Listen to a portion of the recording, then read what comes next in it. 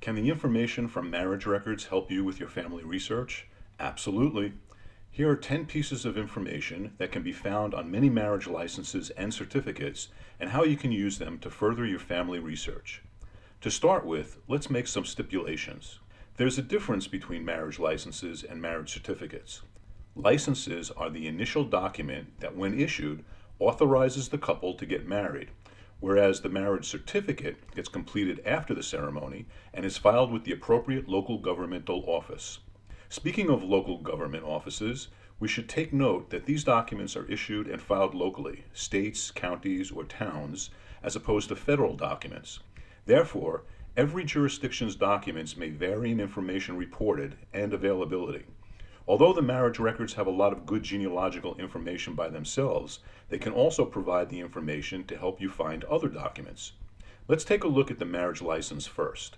The example I'll use is a relatively recent 1950 New York City marriage license and certificate. This document is broken down into a groom's side and a bride's side.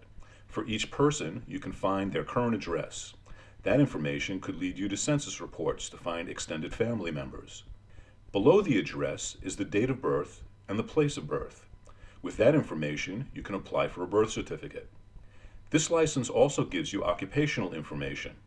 This information will help give you some color as to what your ancestors did to earn a living during their lifetime. Now comes some essential information about each person's father and mother. For each parent, you will find their given name and their birth surname.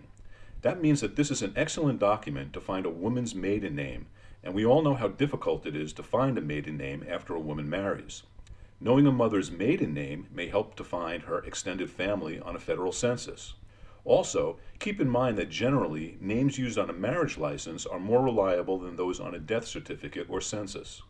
The form also reports the place of each parent's birth.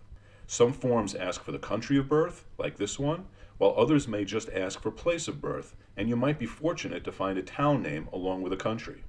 If the parent was born outside the U.S., this information can help you to find immigration documents and, if applicable, naturalization documents. Many licenses also ask whether the person was married before, and if they were, who were the previous marriages with.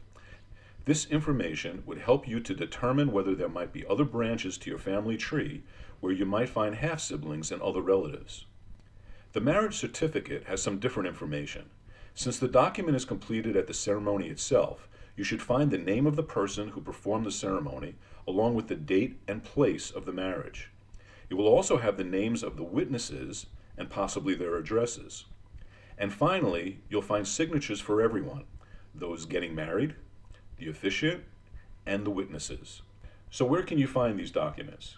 There are sites such as Family Search that lists all 50 states, but the most up-to-date information should be found on the state's individual site. But because these documents are filed locally, the best way to find them is to do a search for the Vital Records Department of each state you're interested in. Once there, you'll probably find the state broken down by county links and possibly additional links to large cities if they have their own archives. Those pages will also tell you if you can order documents online and what criteria you need to meet in order to order them.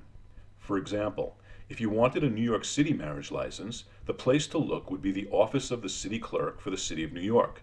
For New York City, only marriage records that are more than 50 years old can be accessed by anyone. If you're trying to get a more recent document, the site will tell you the exceptions that will allow you to get a copy. If the document is for your own marriage, if each of the married couple is deceased, you can submit death certificates, or in some other specific cases regarding legal proceedings. When doing your online searches, you should also see if there are any genealogical sites that may provide specific online indexes. The information provided may be all you want, or you should be able to get document numbers that will make it easier to obtain copies. For example, Family Search, again, a free service, has an excellent collection of New York City marriage record transcriptions. Similar collections exist for New York City births and deaths. One last tip for Jewish marriages. A Ketubah is a traditional Jewish marriage contract. The Ketubah contains all information in Hebrew. Therefore, you can find the Hebrew patronymic names of the couple getting married, the name of the person performing the marriage, the names of the witnesses, and the Hebrew marriage date. Unfortunately, since there's generally only one copy of the Ketubah and it's given to the married couple after the ceremony, unless it's passed down or found, there's no other central archival location. Finding the Hebrew patronymic name is one of the greatest advantages to Jewish genealogical research because it links together generations. See our video, Hebrew Naming and How to Read Hebrew Headstones, for more information.